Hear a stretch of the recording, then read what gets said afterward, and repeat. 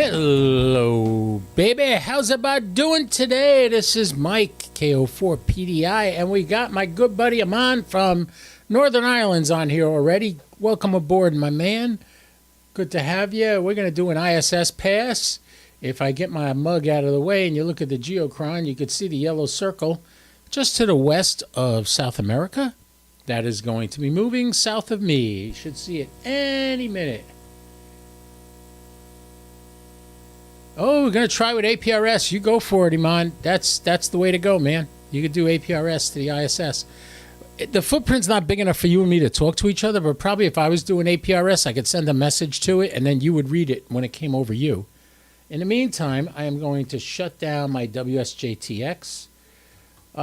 Came up with a couple of issues today. We had WSJTX and Grid Tracker would not play nice together. So we had issues with it. I just got off the phone with Kevin from Ham Radio Deluxe, and we went back to the original WSJTX instead of the improved version, and we went back to the original Grid Tracker instead of Grid Tracker 2, and everything works fine. I can't say the same for my geochron, but it ain't broken. I'm gonna give you guys some tips on the geochron and what their problem is. I talked to Patrick about it, and I told him what I thought. I tried to make nice with him, give him some ideas on things to try. What I noticed, they came out with a new version of the shadow itself, how it looks on the Earth. And this isn't it. What you're looking at now is this is the normal way geochron looks. They came up with a version that shows the shadows in different strengths at different positions. Well, when they put that upgrade through, they turned it on. Well, if you know anything about Grid Tracker, the little computer can't handle a lot of data. You can't have a ton of layers opened up, otherwise it bogs it down, and that's when it goes into these stupid rebooting loops. And they did it. When they upgraded it behind the scenes and changed a few things, they turn on stuff that I don't have turned on normally, and that's what overloads the computer and causes it to constantly reboot. Now, I've undid that, and it still rebooted again about 5 minutes ago, right before I went on. So, yeah, that's not cool. So anyway, here I am. It's me. I'm in my ham shack. We're all set to go on an ISS Pass. Also, in exactly 1 hour, the Crew 10 mission is due to launch. And I actually am monitoring SpaceX on another web page. This is the rocket that's being fueled now. You know how I know that? I could see the mist coming off it. Oh, it's not playing. The fueling of the Falcon 9 rocket. Turn the volume down. We don't need to hear it right now. But the rocket is being fueled. That's way further than they got the other day. 2 days ago, they tried to launch, and they had a scrub. So now it's set to launch at in 1 hour and 16 seconds. We're not worried about that right now. We'll go to that full screen when the time comes after we get done with this ISS Pass. This is only going to be a 14.8 degree pass, but that doesn't mean we can't get to it. We should be able to make some serious contacts on this. Yesterday we had a 1.9 degree pass. That's less than 2 degrees. And I got Venezuela and the Dominican Republic. So let's see. Have you a thermal camera mic? Might show if you have a part that is overheating causing the reboots. I don't need to have a thermal camera. I know it's causing overheating because as it stands, this geochron runs hot to start with. So what I do is I have it on a tray that has a fan built into it that's constantly blowing air on it, keeping it cool. So that's good. What I do know, and I'll show it to you on the geochron, there's a status bar that when it's red, that means you're overloading the computer. I had it set with the basic stuff that I wanted. It sucks because I can't run the live video from the ISS. I can't run that. It takes up too much data. And the new shadow setup, I could show you what it looks like, but it can't run it because it maxes out the memory and everything in this little tiny computer.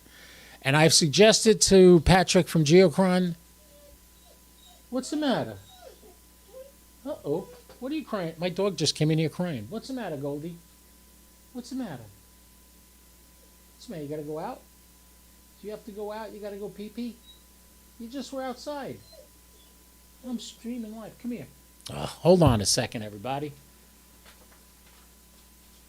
What, Goldie? What's the matter? What?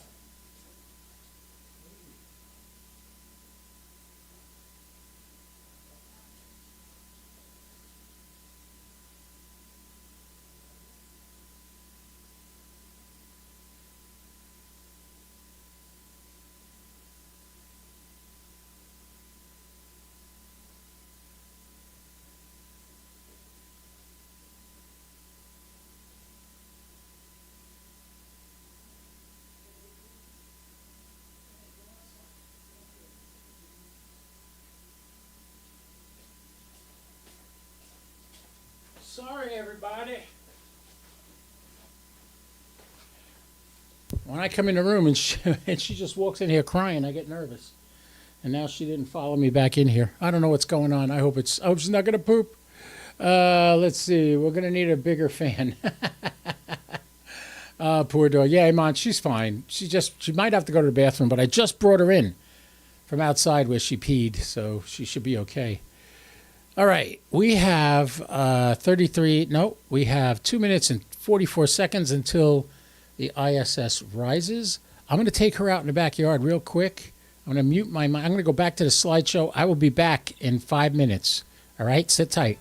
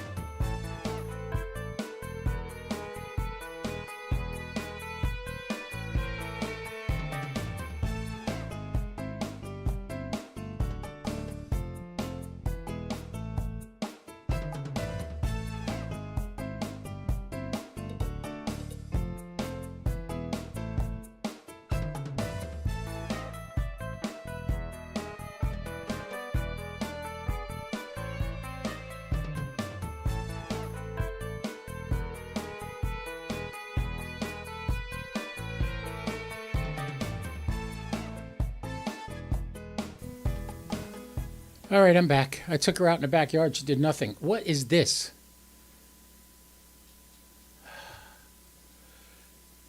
I don't know why that's on the background. Unbelievable.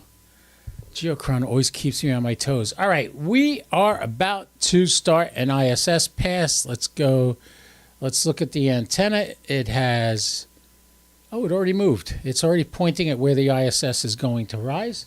I got to get my headphones on so I can hear it. And turn the radio up. And let's make some contacts.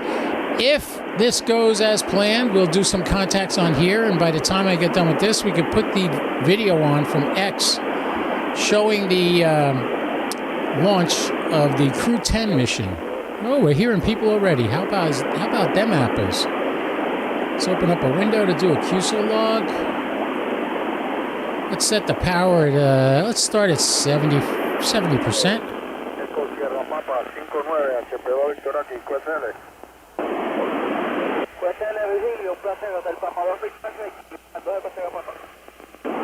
Kilo Oscar 4, Papa Delta India, Echo Lima 99.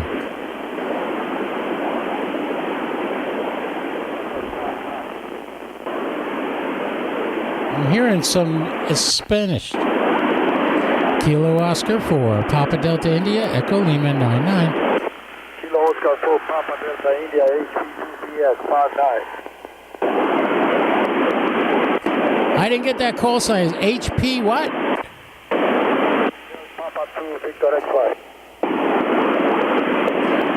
Virgilio, my man. Good evening, my man. I hope you're having a great day. Hotel Papa 2, Victor X-Ray, KO4 PDI. Roger, thank you very much for the contact. 73. Charlie, Oscar 2 Echo Sierra Papa, Colima Charlie Echo 2, Charlie Oscar 2, Echo Sierra QSL. Hotel Papa 2, Victor X-Ray. Charlie Oscar 2, Echo, come back.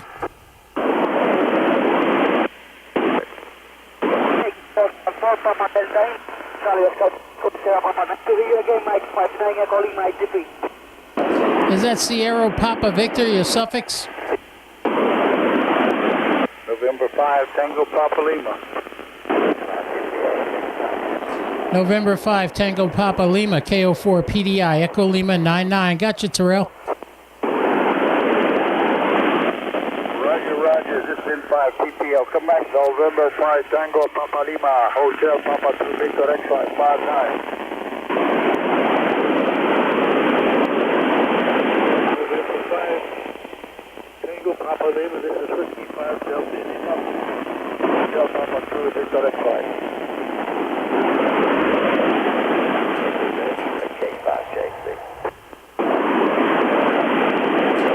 Kilo Oscar 4, Papa Delta India, Echo Lima 99. I don't know if you guys noticed, but until I turned off the preamp, I couldn't hear myself. And now I do. Kilo Oscar KO4 PDI, Echo Lima 99.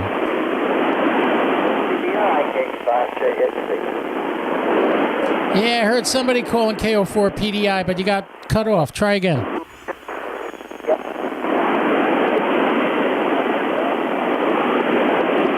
I don't hear him. You hear him?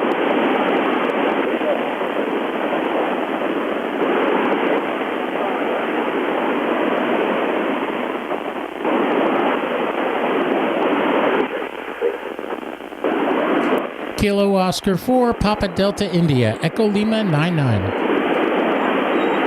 What's up, Goldie?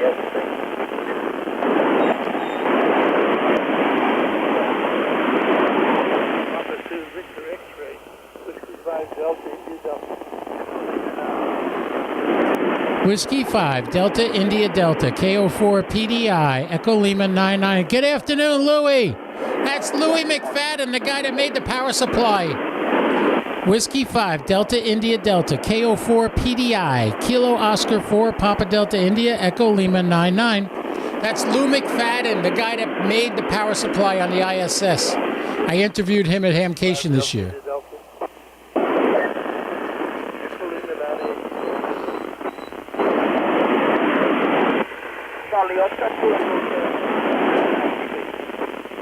Charlie Oscar 2 Hotel, question mark, KO4 PDI, Echo Lima 99.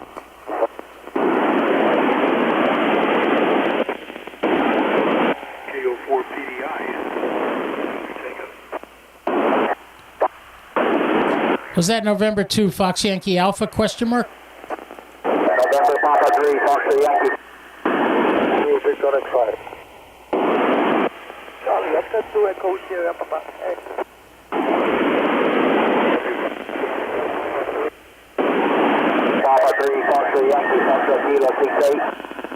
Charlie Oscar 2, Echo Sierra Papa, KO4 PDI, Echo Lima 99. That's Cuba, folks. That's Cuba we got. I love it. I can't believe I got Lou. Whiskey 5, Delta India Delta. I can't believe I got you, Lou. KO4 PDI. KO4 PDI, KE5 JXC. Kilo Echo 5, Juliet X-Ray something, KO4 PDI.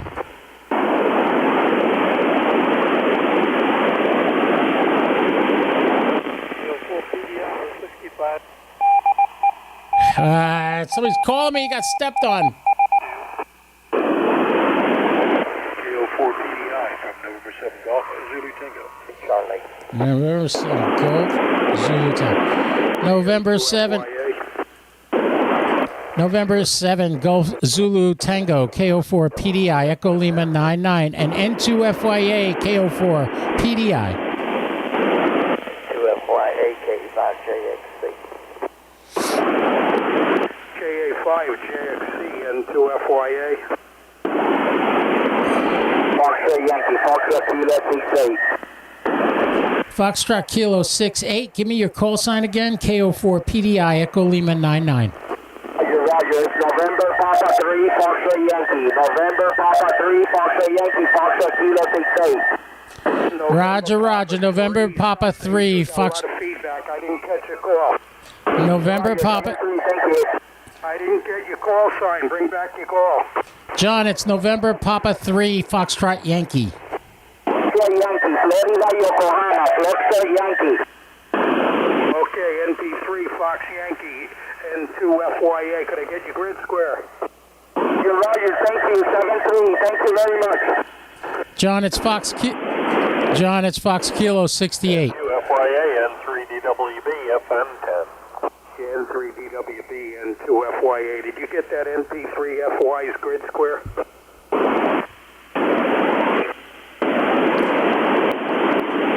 John, KO4 PDI here. Yeah, it's Fox Kilo 68. Fox Kilo 68. Roger. Roger. Fox Kilo 68.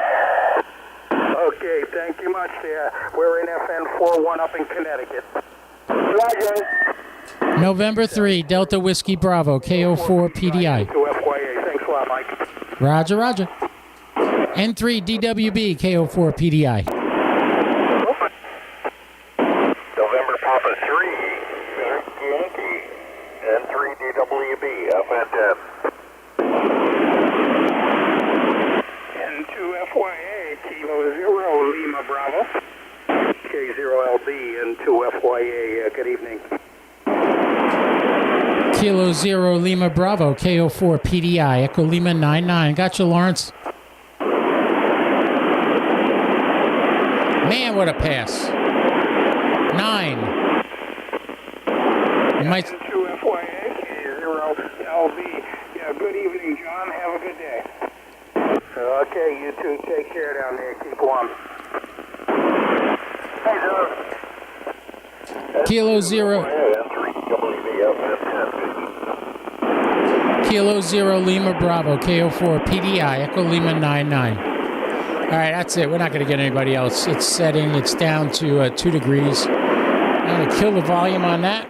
Wow. Hey, huh? We did good. We got Lou McFadden. Lou McFadden, we got him on the ISS. That is killer. Lou is the guy that built what they're using to talk to us. The crossband repeater and the power supply. Lou McFadden is over in Orlando. He's the guy that built that. And you can go back on my channel and find the interview that I did with him. He is a legend. This man has been involved with ham radio in space since it started 50 years ago. So, boy, that was cool to get Lou McFadden in my log. Oh man, I'm thrilled. I was just you could see him when you go to my channel. There's a video that plays in the beginning, and you can see the video that I did with him. There's the tower right there. You're mentioning the tower. There you know I'm actually live because it's 6:19 p.m. Eastern Standard Time. Eastern Daylight Time now. We changed the clocks. Yeah, it's great to have a tower and a sat. Yeah, the sat box does everything. Roger, it's good to hear you, man. Roger, did you hear that? I got Lou McFadden, the guy that built the power supply that's on the International Space Station, was on the repeater on the International Space Station. I've never heard him there. That is sick. I'm so psyched about that. Yes, that's the truth, man. So, yeah, there's the tower. It's all working perfectly now. I'm very happy with it. But now we're going to go to something completely different. There I am. Where's the page I'm looking for? Oh, X. I got to go to X. Let's go to X. And we'll switch back over to this screen. I'm going to make this full screen. I'm going to turn the mic on. With the crew. Sounds like everything is go for and launch, now you guys can watch this too. Access arm moving away from the vehicle here shortly. We should also see propellant load getting underway in just a few minutes as well.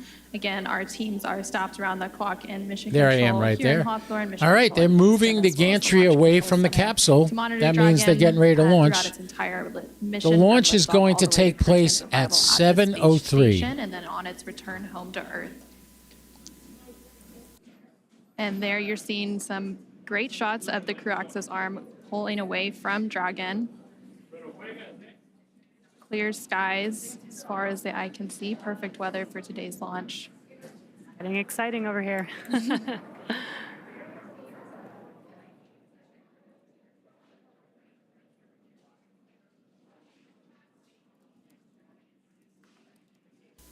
Hey guys, give me a thumbs up in the chat and let me know if you're hearing the video from the video we're watching. You should be hearing that video. Yeah, weather looks amazing over there at pad 39A. You can see that crew access arm still moving.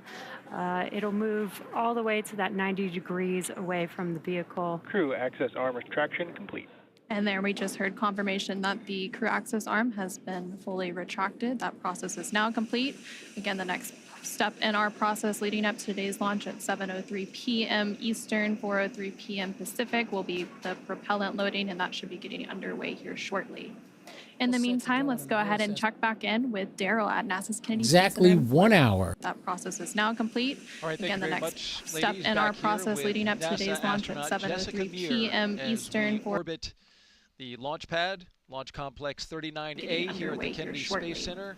In the Going meantime, let's circle. go ahead and check back in with Daryl at NASA's Kennedy Exactly Space Center. 1 hour. That process is now complete. All right, thank Again, you the very next much, step ladies. in our Back here process with leading up to NASA today's launch at astronaut Jessica 7:03 Meir p.m. as Eastern. we orbit the launch pad, Launch Complex 39A here at the Kennedy Space Center.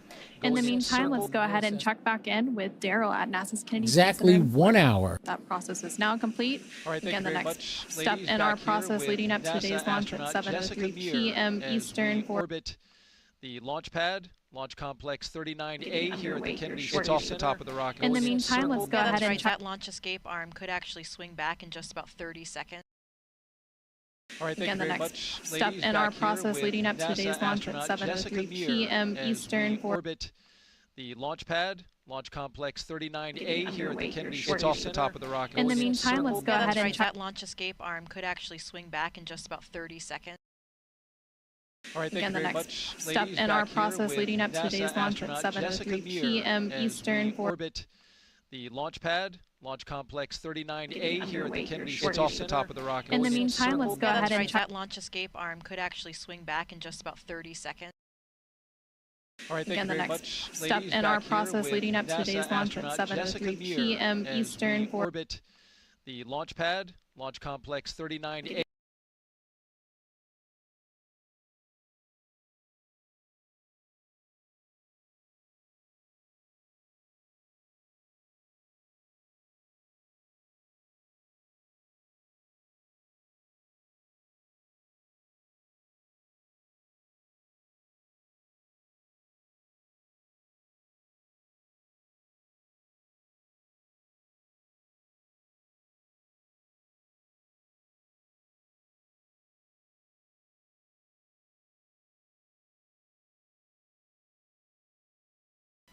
Very much needed in case something were to happen to the rocket. Yeah, that's something that the astronauts on board can actually hear. They can hear it being armed. They get this sort of loud thump that they hear. And of course, that launch escape system, it consists of 8 Super Draco thrusters. It's only used for an abort in this case. And it's armed 2 minutes before the loading of the fuel. And I'm wondering about your thoughts in this moment as you hear Commander Ann McLean. Get these systems ready. Your friend, your fellow classmate, getting ready to go. Yeah, I think things are getting very real right now. It's really interesting on launch day. You know, I know from my own experience, sometimes you actually have to remind yourself that it's actually launch day because you have been through this whole series of readiness and all of these checks and all the comm checks and all the physical actions so many times in various simulations. I remember on my launch, I really did have to remind myself, I'm looking at my monitor, I'm going through all of these different cues and the procedures, but then I would hear something, maybe the groan of the fuel in the lines or a slight movement of the rocket, and that was what made me realize, oh, wait a minute. At the end of this one, I'm not going to be going home and going to dinner. I will be in space. So perhaps that realization is kind of setting in for these three astronauts and cosmonaut. I'm sure it's a little bit different for Anne and Tak, who have gone through a launch before. Totally new for Nicole and Kirill. So a really nice blend of experience in that Dragon capsule today. And a beautiful scene outside as we head towards sunset. We'll be lifting off just before then at 7:03 p.m. Eastern Daylight Time. Sunset right around 7:30. It should make for a beautiful launch for those who are gathered in the area to watch. The sky will become lit up as the sun dances with the exhaust from the Falcon 9 rocket. These launch escape systems that we're talking about are, of course, a vital component of any vehicle that contains astronauts on board. And it's something that we hope, of course, to never have to use. But the few times historically when we have had to use them also provide such a testament, such a great test of that system. I remember very well Nick Hague and Alexei Ovchinin's abort on the Soyuz that happened in 2018. I was in training at the time in Star City, and that abort happened when they were at about 30 miles up, and they ended up going up to about 50 miles and then landing safely due to the very reliable, highly functional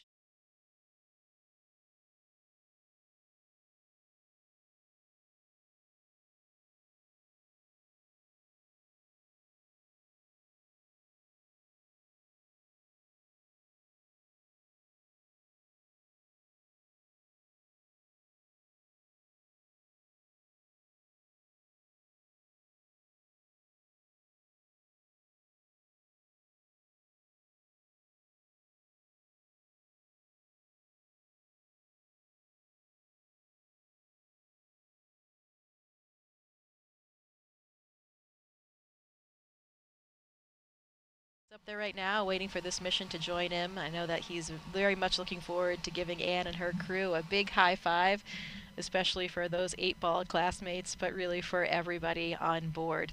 We joke in our class that, Nick launched 2.5 times so far for his 2 missions to space, but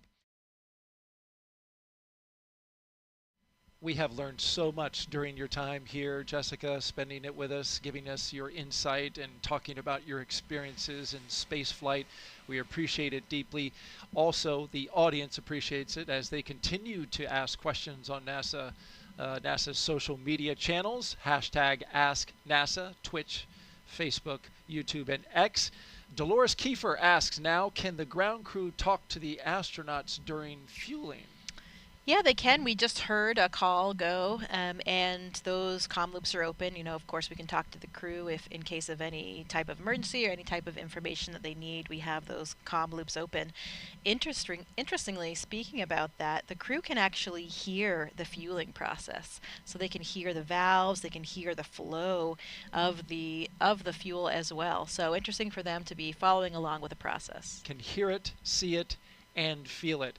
Just a few seconds now before we start propellant load for the Falcon 9 rocket.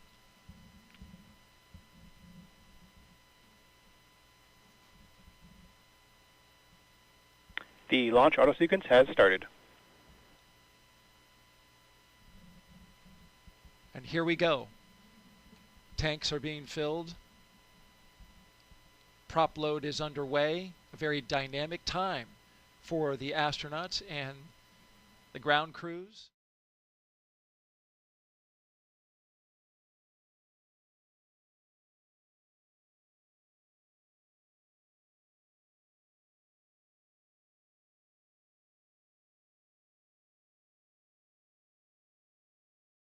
Is looking good.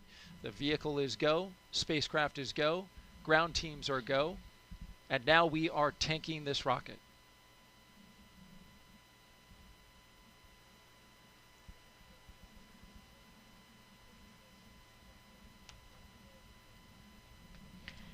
So this crew is hearing those sounds. As we mentioned, they can hear the fuel flowing through the valves and flowing through the pipelines. And this is a rocket-grade kerosene called RP1 and also liquid oxygen. That is the fuel for this powerful Falcon 9 rocket today. 1.8 million pounds of thrust.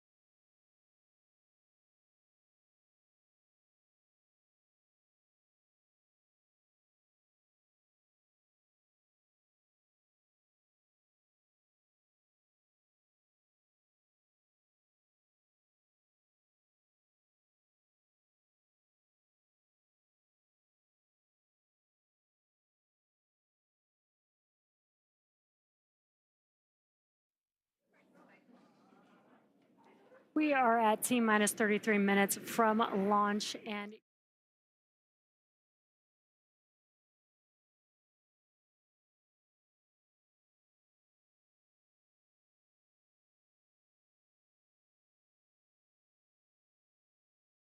been working together toward certification and readiness for Dragon recoveries on the West Coast. Since 2019, Dragon off the coast of Florida. SpaceX is moving Dragon recovery operations to off the coast of California to allow Dragon to complete its deorbit before safely jettisoning the trunk over the Pacific Ocean, comparable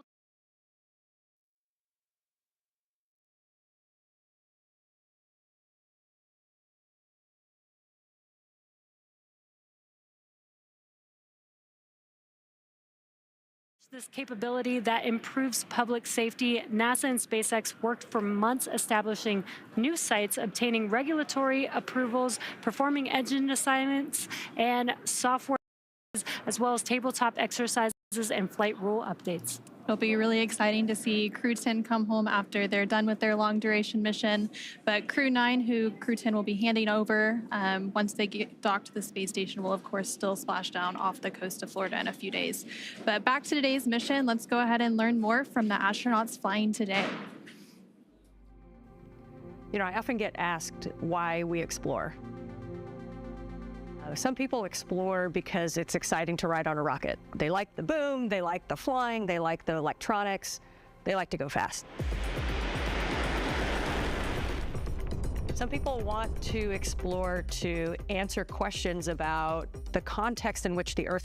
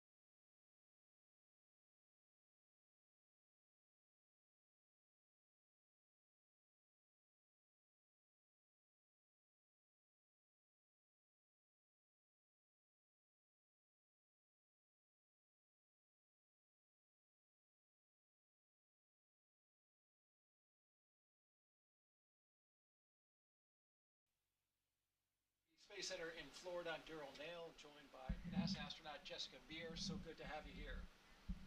Here's more about the crew that's going into space today.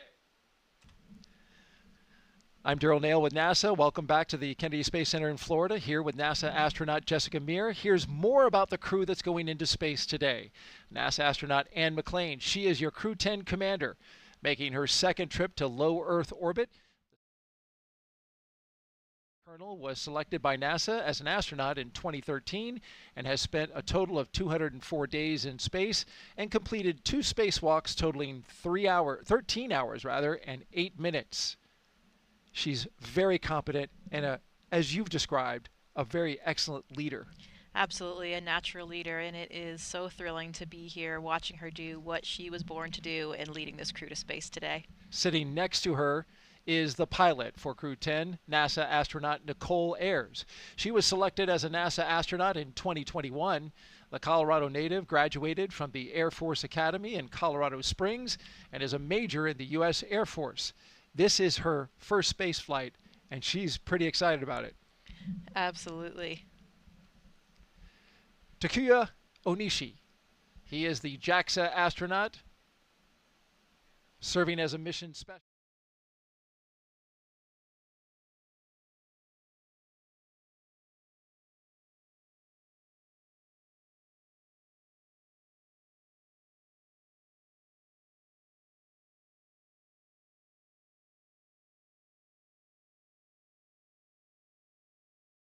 those leadership reins over to Tak. Transfer of controls from her as the commander of the SpaceX vehicle over to Tak to be commander of the space station. So great opportunity for leadership for both of these experienced crew members. And the second mission specialist is Kirill Peskov.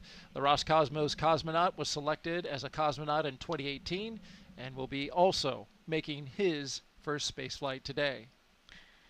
This is really the ultimate of Kirill's very curious and adventurous nature. I hear he loves to discover all aspects of and areas of Russia and the US now in his SUV, and he is always exploring, so this will be the ultimate of his exploration today for him and for all of his crew. And all 4 of these crew members are pilots. They speak that common language of aviation. I think so, and I think it has brought them closer together as a crew. They can almost read each other's minds, they say. Sometimes, they don't even need words, and they have this shared sentiment, this shared language. It makes them a very synchronous, cohesive crew. And for the past year and a half, that crew has been training diligently to be ready to help conduct science investigations aboard station. The crew will perform biomedical research and technology demonstrations over the 4-month expedition. Commander Anne McLean is participating in the Canadian Space Agency space experiment involving heart health. This headband is actually connected to sensors throughout my body, and they are collecting real-time data on my heart rate, oxygen saturation, and my respiratory rate. Imagine the day where you go see your doctor because you're concerned about your heart health, and they give you these sensors to wear, and they get this massive, comprehensive look at your cardiovascular health over multiple days doing multiple activities. Another science investigation on board involves tiny materials inspired by our own DNA that could help be used here on Earth with those people who suffer from arthritis in their knees.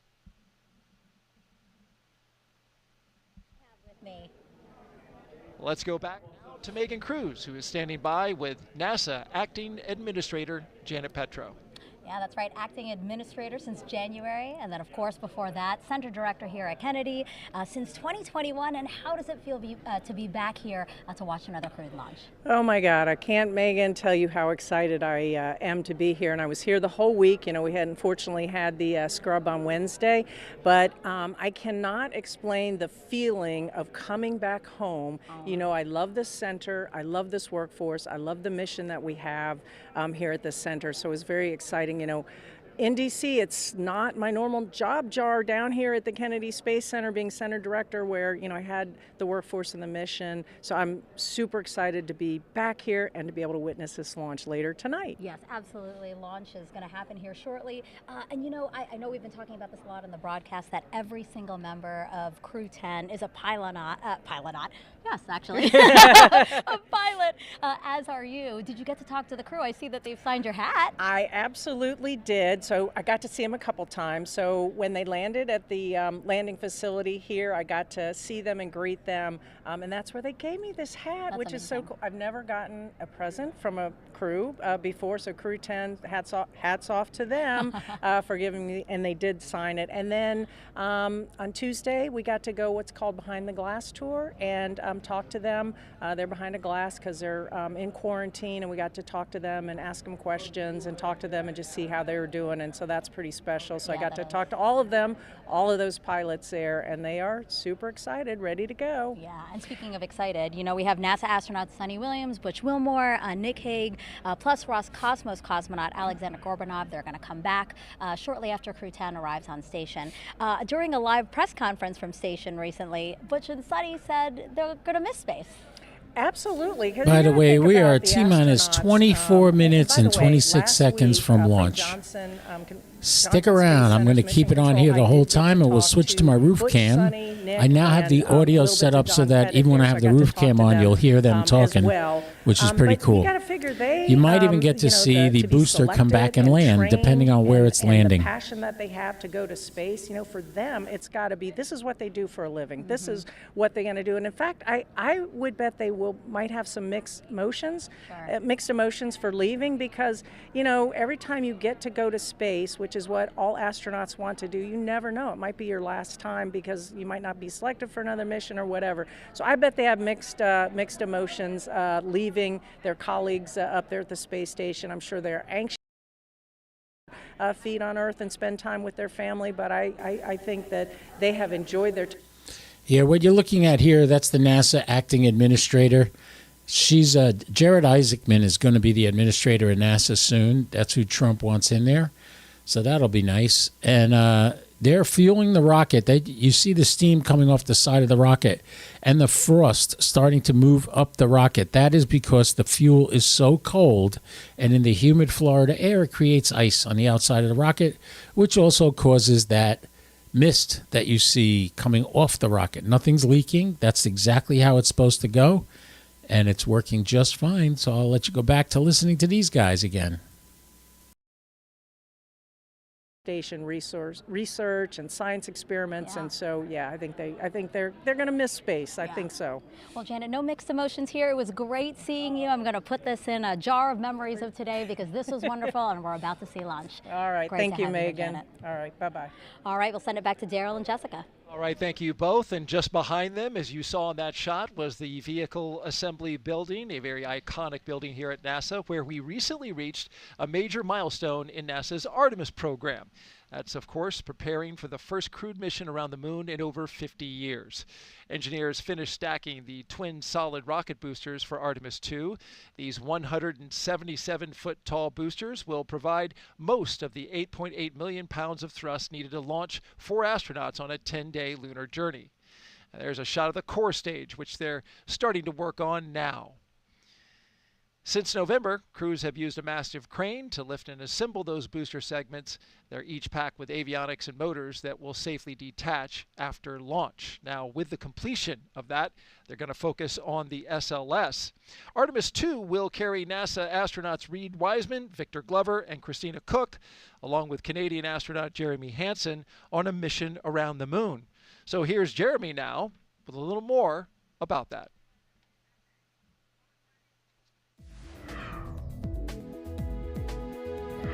Hey everyone, I'm Canadian Space Agency astronaut Colonel Jeremy Hansen, mission specialist for the Artemis 2 mission. I'm here at the Johnson Space Center here in Houston, Texas, where we normally do most of our training. But every once in a while, we like to change it up a bit. Reed, Victor, Christine, and I recently spent several days in Iceland trading in our spacesuits for hiking gear to study its geology and surroundings. Why Iceland? Well, as you can see, it has a similar landscape and terrain to the moon, with various volcanic rocks like basalts and breccias, and has limited to no vegetation. The Nordic island has been a lunar training site for NASA astronauts since the days of the Apollo missions. My crewmates and I teamed up with scientists and geology experts to explore the huge boulders, formations, and volcanic craters across the lava fields. During our journey, we stopped at various spots to discuss what we observed. Some of the really fine material is compacting into what's like the glue holding this together. All right, I shut the audio off on that because that's just, I have a strange feeling that launch is never going to happen. Now that Jared Isaacman is getting involved, the Artemis mission has been such a screw up. It's old news. There you can see the Falcon 9 getting ready to be launched. It's loading fuel right now. You can see there's a lot more mist on it now than it was before. That chances are the fueling is almost done and it's venting. Because as these fuels get loaded into the rocket, they warm up and they expand. And in order for them not to cause an issue, they have to vent out the excess. So there's not an overpressure situation in the fuel tanks. That is what's happening right now. Let's listen in again and see what they're talking about now. Friends and colleagues on board. So it was an incredibly exciting moment for all of us as astronauts. That launch coming in February of 2025, currently scheduled on the calendar. Let's go back now to SpaceX in Hawthorne, California. He was wrong. It's February 2026, 11 months away. Thanks, Daryl. As we continue to count down, let's take a closer look at the vehicles that will be taking Crew 10 to the International Space Station today. Falcon 9 is a two-stage rocket developed and manufactured by SpaceX, known for its safe, reliable, and cost-effective access to space. It's also the first orbital-class rocket capable of reflight. And sitting at the top of Falcon 9, Dragon and its trunk stand over 26 feet tall. There are 2 windows on the spacecraft, plus one underneath the nose cone. The nose cone opens shortly after launch to expose the forward bulkhead thrusters and docking mechanism that will connect with the space station. Dragon's trunk holds solar cells, which power Dragon while it's in free flight, and the trunk can also carry unpressurized cargo. Now, Dragon has played a significant role in advancing our future in space by safely transporting crew to and from the space station. There are currently 4 Dragon spacecraft supporting human spaceflight missions that have docked to the station. There you can see them on your screen. That is Endeavour, Resilience, Endurance, and Freedom. Now, designed to be the safest spacecraft ever flown, Dragon is capable of carrying up to 7 passengers to and from Earth orbit and beyond. And Dragon has 16 Draco thrusters that can be used in space to help navigate the spacecraft to its destination, each providing 90 pounds of force. That doesn't include the 8 Super Draco thrusters used for an abort, which are no longer active once the crew is in orbit. Dragon has flown 49 times, with 15 human spaceflight missions since 2020, when Dragon became the first private spacecraft to take humans to the International Space Station. In that time, Dragon has flown over 1,000 experiments to space and 56 crew members representing 14 different countries.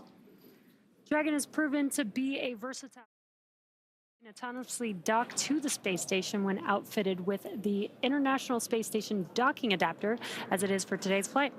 When it's not going to the space station and in free flyer mode, the docking adapter can be swapped out for a cupola. Another option that we have is the Skywalker hardware, which supports extravehicular activities as the crew used during the Polaris Dawn mission. Now, continuing down the vehicle, we do have the second stage. The second stage is powered by a single Merlin vacuum engine, or MVAC engine, which is optimized to perform in the vacuum of space. After stage separation, the MVAC will ignite and carry Dragon to its target orbit. Now, the Falcon 9's first and second stages are connected by the black inner stage, which houses the MVAC engine and the system that decouples the 2 stages during stage separation. And below that is the first stage. Stage 2 LOX load has started. Good call out. Stage 2 LOX loading has begun. Below that is the first stage, which is powered by 9 Merlin engines. These 9 Merlin engines provide the initial thrust to lift. Dragon SpaceX reporting that we continue to track no issues with Dragon or Falcon proceeding to launch. SpaceX Dragon, copy. Great news, just calling out that we're tracking no issues. These 9 Merlin engines provide the initial thrust to lift Falcon 9 off of the ground through the lower, thicker parts of the Earth's atmosphere. Now, each of these Merlin 1D engines delivers about 190,000 pounds of thrust at sea level, which gives Falcon 9 a combined 1.7 million pounds of thrust. And after stage separation, stage 1 will return to Earth for recovery and reuse on a future mission using a combination of the Merlin sea level engines and the 4 titanium grid fins located near the top of the booster, which will guide it during its re-entry and landing. The Falcon 9 first stage is also equipped with 4 landing legs that deploy and allow for vertical landing on a drone ship or landing pad. Now, today we will be attempting to return the booster to land at landing zone 1.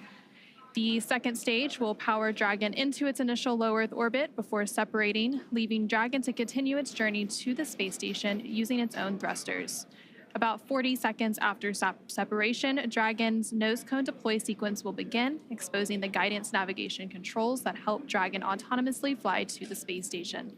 With T0 coming up in just under 15 minutes, our teams are doing a series of system checks to ensure Dragon and Falcon 9 are ready to go.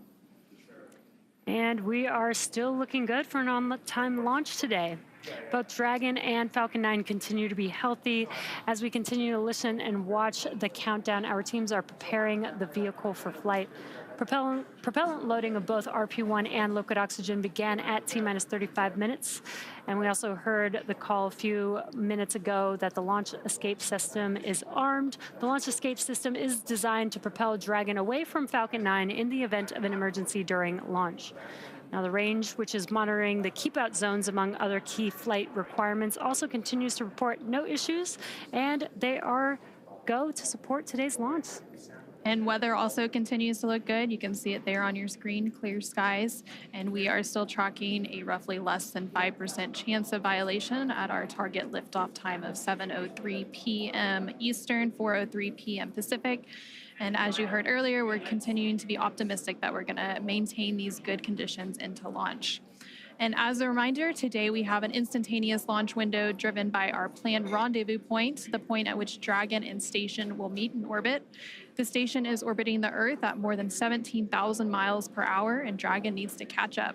That means we have to deliver Dragon to the correct orbit by timing its trajectory relative to the orbiting laboratory so that they are in the same place in orbit at the same time. So precise liftoff time is crucial for hitting that rendezvous point. And at this point, if we hear a hold for any reason, we would have to stand down and target our backup launch opportunity, which is Saturday, March 15th at 6:41 p.m. Eastern, 3:41 p.m. Pacific. But again, everything and all the systems continue to be go. And for now, we're going to go ahead and turn it over to Gary at the Johnson Space Center for a quick status update from Houston. Hey, thank you, Anna. Back here in the International Space Station Flight Control Room at NASA's Johnson Space Center in Houston, teams continue to work around the clock to monitor activities aboard the orbital outpost. Leading the teams inside the room is Flight Director T.J. Creamer.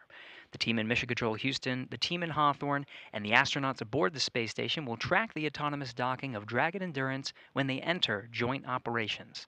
This will happen when the spacecraft enters the approach ellipsoid, the invisible boundary stretching 4 by 2 by 2 kilometers that helps us monitor all arriving and departing spacecraft, is essentially the neighborhood of the space station. Once docked, crew members in both Dragon and aboard the station will perform a series of leak checks, then work to open the spacecraft's hatch for Crew 10 to float into the station and begin their stay. We anticipate that the hatch will be opened about an hour and a half after the docking. When they enter the orbital outpost, Crew 10 will be greeted by the rest of their Expedition 72 crew and will come together for opening remarks. That's all from us here in Mission Control as the anticipation continues to build for launch in under 20 minutes. How's it looking on the Space Coast, Daryl? We're looking great, Gary. Looking fantastic. We've got fantastic weather, 95% go. You see the beautiful shot outside of the pad there, the rocket and the spacecraft. When it launches today, the crew aboard the ISS, the destination for today's launch, will be about 260 miles over top of the west coast of Australia. So too far to see the launch. It's nice to see a rocket go off when you're on the ISS, but unfortunately it won't be the case this time. Oh yeah, it is a wonderful thing to see when your crewmates are heading towards you. I remember a photograph that Christina Cook took of my Soyuz approaching the station, and one of these incredible opportunities that you could see the outline of the trajectory of the Soyuz as it approached, and it's such a beautiful image. It's a shame they won't be able to see it, but they will be so excited to have their crewmates come on board. And we're about to hear from the crew here before launch. We'll hear from them after launch. It'll be special. They have some important things to say. Oh, absolutely. I am very excited to hear these final thoughts coming from the entire crew right before launch. Okay. All right. With that, we'll send it back to SpaceX in Hawthorne, California.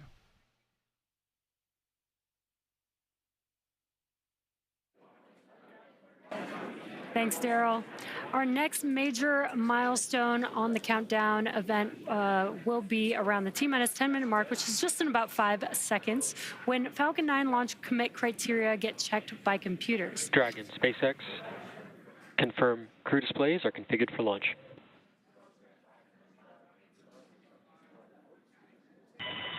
SpaceX Dragon, displays are configured for launch. And with that, this is the pilot, Nicole Ayers. And on behalf of Crew 10, we'd like to say that today we celebrate the countless individuals all over the world that have made this journey possible. To the engineers, instructors, flight controllers, scientists, and leaders who worked tirelessly to get us here, thank you for your dedication to the safety and success of this mission. And a special thank you to our friends and families for your unwavering love and support. This mission is a testament of what humans can achieve when we work together. Go Crew 10!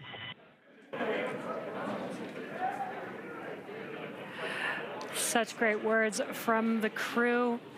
again, and some cheering going on. You can see that on your screen. SpaceX copies. And from the entire SpaceX team here, it's been a pleasure working together to prepare for this mission. And from all of us, good luck, Godspeed, go Crew 10, and enjoy the ride.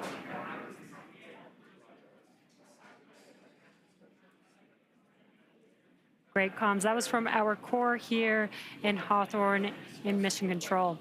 Now, there are many systems in place to ensure that the rocket and the crew are both safe leading up to liftoff and during flight. And now that we are in terminal count, our teams are performing those final checks before launch. And coming up here in just a few minutes, we will start having that stage 1 engine chill start. And now we're just over 8 minutes away from launch. Again, today's ride to orbit will be about 9 minutes, which is from the time of liftoff to second stage cutoff. And then Dragon in the second stage will continue to coast for a few minutes after that prior to separation. You'll hear some performance calls along the way as we get into the final countdown and then after liftoff. And these are SpaceX flight controllers reporting on trajectory, speed, booster performance, and other key milestones. So some of the callouts you will hear after liftoff are a combination of letters and numbers, which will mark different abort zones throughout the flight up the eastern seaboard. The first two are 1 Alpha and 1 Bravo, which are abort modes available while the first stage is firing. And then the next round of numbers and letters you'll hear are 2 Alpha through 2 Echo, though you'll only hear the 2 Alpha call on the public loops, and those will come into play once the second stage kicks in. And then diverting a little bit from the other naming system, you will hear the call out Shannon, which refers to Shannon, Ireland. And this call means the crew could target off the coast of Ireland if they needed to abort late in the second stage burn. And you'll continue to hear those different call outs along with key performance call outs from the guidance, navigation, and control officer along with the propulsion lead. We're now just under 7 minutes away from launch. Engines are chilling in for flight. And we just heard that confirmation that the stage 1 engine chill has started. Yeah, exactly. That call out is because we are flowing a little bit of liquid oxygen into the engines. That's to help prepare the vehicle or the engines for the full flow of liquid oxygen into the engines. That makes sure that we don't shock the system at that full flow. Now we are still loading. At liftoff, Falcon 9 is consuming about 700 gallons of fuel per second. So engine chill helps us prevent that thermal shock into the engine. So again, we have passed that T-minus 7 minute mark. Next call out will be stage 1, RP1 loading complete, which we just heard that. And the RP1 is densified kerosene or rocket fuel that will propel the crew into orbit. All of that RP1 is now fully loaded into. We previously heard that second stage loading was completed. We are still loading the liquid oxygen or LOX onto the first and second stages, and this is the oxidizer needed to combine with the densified kerosene that just finished loading. The RP1 liquid propellant needs an oxidizer to combine with in order to ignite.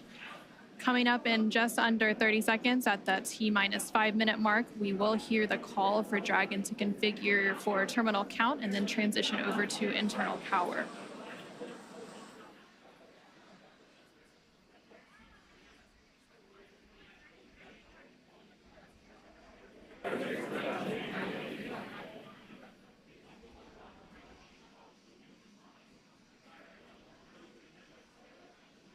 Tanks are pressing for Stromback retract. Dragon is in configure for terminal count. And there we just heard that call out for terminal count. So now Dragon onboard computers will take control of the spacecraft. And we also heard that the propellant tanks on Falcon 9 are getting ready to pressurize, adding some additional structural support to the rocket as we get ready for that strong back to retract. And that strong back provides access to Falcon 9's fueling lines. Has started. That strong back lower has now started, and again, that strong back provides access to Falcon 9's fueling lines and umbilicals for both propellant load and the different gases being loaded on board. And what you should see on your screen is there's those clamp arms that are around the second stage just below Dragon. They're going to open up, and once they're fully open, then that strong back or the TE can begin to recline away from the vehicle. Now, initially, we are going to recline that TE just about 2 degrees away from the vehicle, and then we will fully move the TE about 45 degrees away up at T0. And they're maybe a little hard to see on your screen, but the clamp arms are opening up there. There's a better view.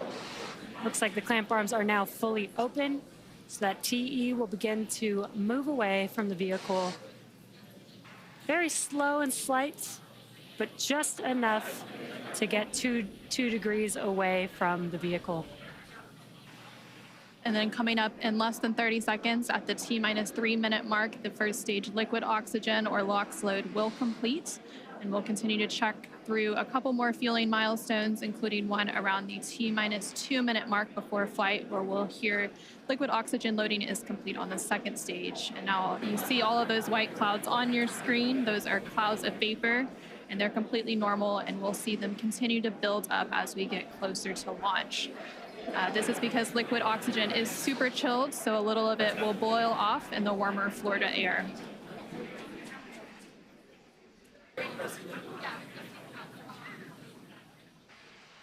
Stage 1, LOX load complete. Great call out there. Stage 1. Count and on. Putting liquid oxygen onto stage 2, and that'll wrap up here at the T-minus 2 minute mark, just about 20 seconds from now.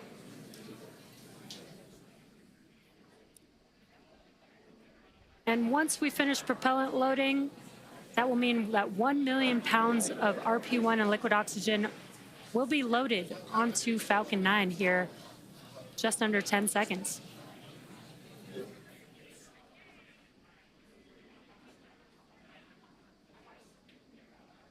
Stage 2, LOX load complete. We just heard confirmation that the stage 2 liquid oxygen loading is now complete. We are under 2 minutes away from launch. Gas closeout has also begun. So we're now isolating all of the feed lines for the different gas systems from the Falcon 9 rocket. And those gases will then get vented overboard through umbilicals and the strong back.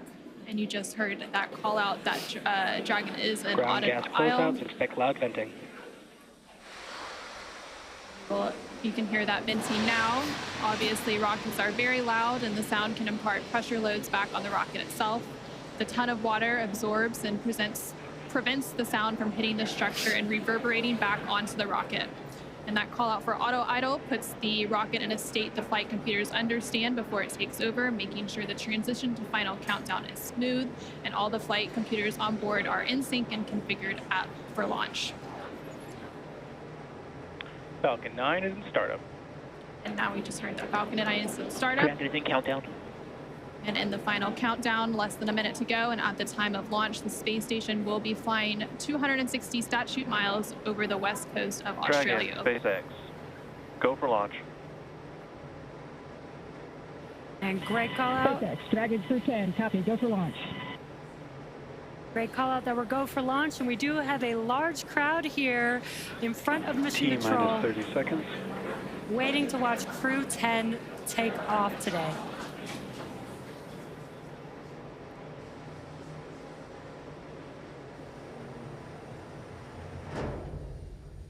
T-minus 15. T-minus 10.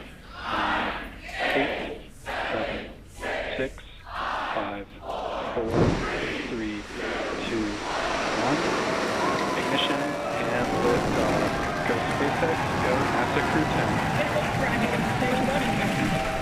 Copy, 1 Alpha. And liftoff of Crew 10 now soaring to the International Space Station. 1.7 million pounds of thrust now propelling Falcon 9 and Crew 10. And we're continuing to get good call-outs on the first stage performance so far.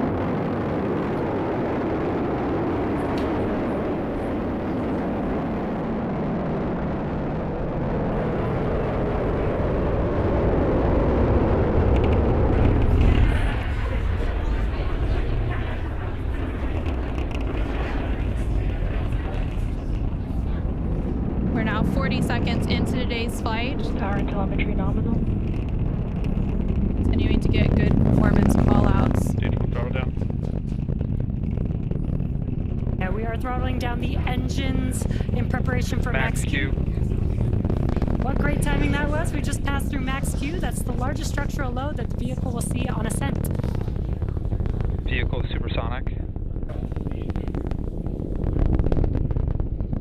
Stage 1, throttle up.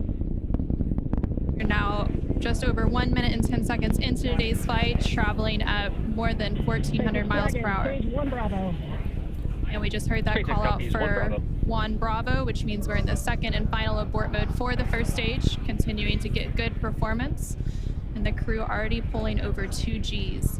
Next up, we'll have a couple of events happening in rapid succession. Back chill started. First will be that engine chill on the second stage impact engine, which we just heard. And then we'll have MECO, or main engine cutoff, where the 9 engines on the first stage will cut off ahead of the first and second stages. Will be separating from one another. Then the single Merlin vacuum engine on the second stage will ignite and continue to carry Crew 10 to orbit while the first stage begins its journey back to Earth. Now we're just 2 minutes into today's flight. The vehicle is traveling just under 4,000 miles per hour. We're just about 20 seconds away from those events that Anna just mentioned. The 9 Merlin engines will shut down here in just about 10 seconds for MECO, stage separation, and SES-1.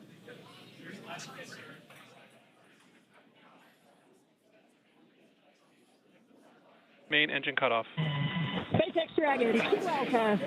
Stage separation confirmed. Copy, 2 Alpha. Great call-outs and incredible views there on your left-hand screen. On your left-hand screen, you can see a view from stage 1. Oh, well, we weren't able to see it from here because it was too bright out. But here comes the first stage with its boost back burn right now, coming back. I don't know if it's landing on a drone ship or landing complex 1 at Kennedy, but we'll see. This is the first of 3 burns as it makes its way back down to Earth. This will last about 45 seconds. And the crew, 10 crew, is still on board Dragon, attached to Falcon 9 second stage, which you can see there on your right-hand screen. And we're now at 3 minutes and 20 seconds into today's flight. The vehicle is traveling about 6,500 miles per hour. And they are on their way to the space station. And we did have that confirmation coming up of the boost back shutdown. And then coming up at the T+6 minute mark. And there we have our first images of the crew inside the Dragon spacecraft as they make their way into orbit. And the crew Dragon, SpaceX, nominal trajectory. continuing to get good call-outs. SpaceX Dragon, copy nominal. Stage 2, it continues to be on power with in its firing until we get to that second stage engine cutoff around the 9-minute mark of flight. About 5 minutes of flight to go before Dragon will be flying free. What you're looking at right there is the first stage coming back to Earth and venting out some vents that keep it on track. It's moving pretty darn fast. It's 8,000 kilometers an hour right now. And climbing. It's still going faster because the engines had fired. And it's heading back to Earth. Of the second stage, we're continuing to get good performance on the second stage. Unless that might be the velocity of the second stage it's showing. Events, and it's going to I don't know. continue to build up until then. But Dragon, SpaceX, nominal trajectory. all right, everything's nominal. That means it's normal. It's the way it's supposed to go. We're now at 5 minutes into today's flight with a liftoff at 7:03 p.m. Pacific, 7:03 p.m. Eastern, 4:03 p.m. Pacific. Continuing to get good call-outs as Stage 1 makes its way back to Earth, and Stage 2 continues to fire. Hope you guys are enjoying this. I think with my mic on, it might be messing up the sound. Let me turn my mic off. If you got anything to say in the chat, tell me, and any questions, I'll answer them. Launched from Launch Complex 39A at Kennedy Space Center in Florida, and they're currently on board Dragon, still attached to Falcon 9 second stage, which you're seeing there on your right-hand screen. On your left-hand screen, the first stage vehicle is making its way back down to Earth. It already completed the first of 3 burns as the boost back burn, and The next event coming up for that vehicle is going to be the entry burn. Dragon SpaceX, nominal trajectory. Great call outs there. That entry burn is coming up. That entry burn is going to slow the rocket down so it doesn't burn up in the atmosphere. Those little vents you see coming out are keeping it on track, keeping it on course of where it has to go in order to land. I don't know if it's landing at the Kennedy Space Center We're now just over 6 minutes into today's flight as Dragon and the second stage or if it's going to the drone ship. There it goes. There's the re-entry burn. Slows down the rocket tremendously at that point. Space Station. And at that point, it slows it down enough that it won't burn up in the atmosphere. And then there'll be another burn in a little while that will slow it down to land. The landing burn, they call that. That will be happening next. And right about the time that happens, I might hear a sonic boom, depending on where it is. Now, the next event coming up will be the landing burn for the first stage. That's coming up here in about 30 seconds. Dragon SpaceX, nominal trajectory. Again, great call outs for... My God, look at that tracking camera view in that first stage. You notice the grid fins on top. Those, the air passes through them, and they tilt and move in order to aim the bottom of the rocket down to the Earth where it's going to land. Look at that. That is incredible. Let's see if we can see the center engine relight. That's absolutely incredible. Burn here in a few seconds. There it goes. This is the landing where they are landing at landing zone 1, so I might hear the sonic boom about 10 or 20 seconds after.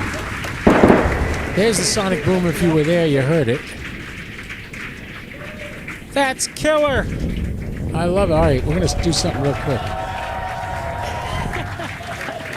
Put the antenna view back on. And the crowd here is excited to see Falcon 9 touchdown on landing zone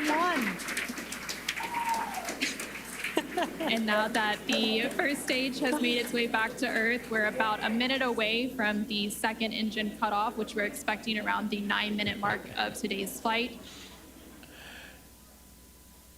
We're continuing to get good call-outs, and Dragon and all of the systems on the vehicle are performing I have as the expected. audio on my camera on the Just roof, over 8 so minutes into today's flight, traveling more than we may hear the 21,000 sonic miles boom.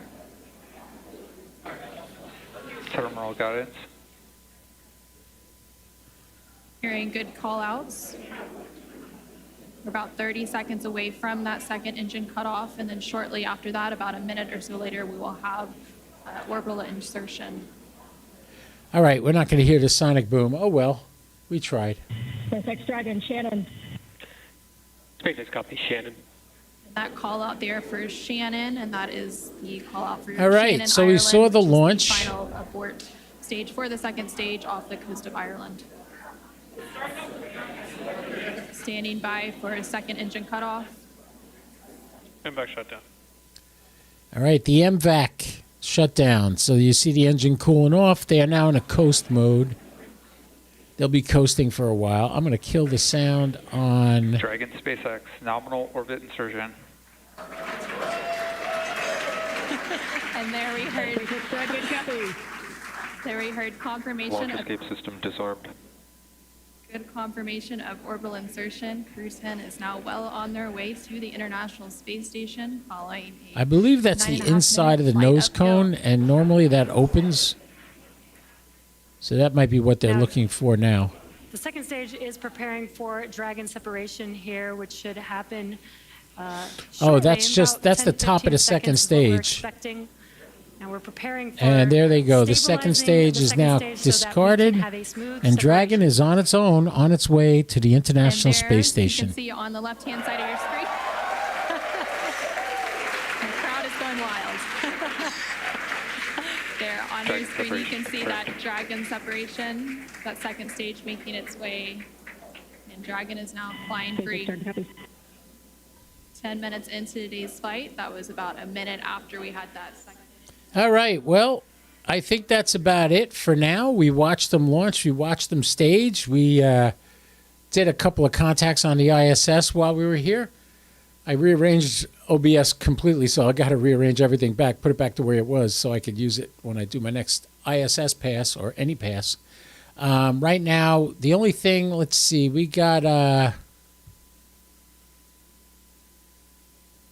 ISS is going to pass again at 7:45. It'll be 31 degrees, so I might do that one too.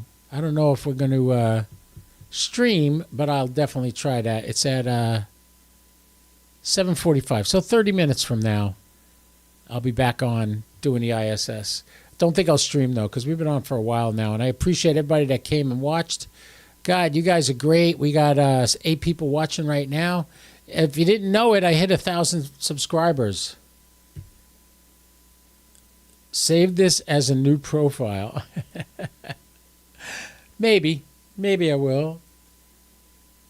I plan on being outside and doing that. It's beautiful here tonight. Wonderful. I'm glad it is. 45 minutes time for me, the next ISS pass. All right. Yeah, well, I got 30 minutes, which means mine will be ending as yours is starting. And I should turn on my APRS. Okay. Iman's going to try to do APRS to the ISS. So I might go out in my car and turn on my FTM 300 and get it ready for receiving APRS information. I will. I'll turn it on, Iman. I'll have it running for that next pass. All right. Wow. That was a long night. Guys, be good. Do what you want to do. Enjoy your life. And don't do anything I wouldn't do, at least not without me. And remember what I always say. 73. This is KO4 PDI. I'll be clear. Take care, everybody. Talk to you soon.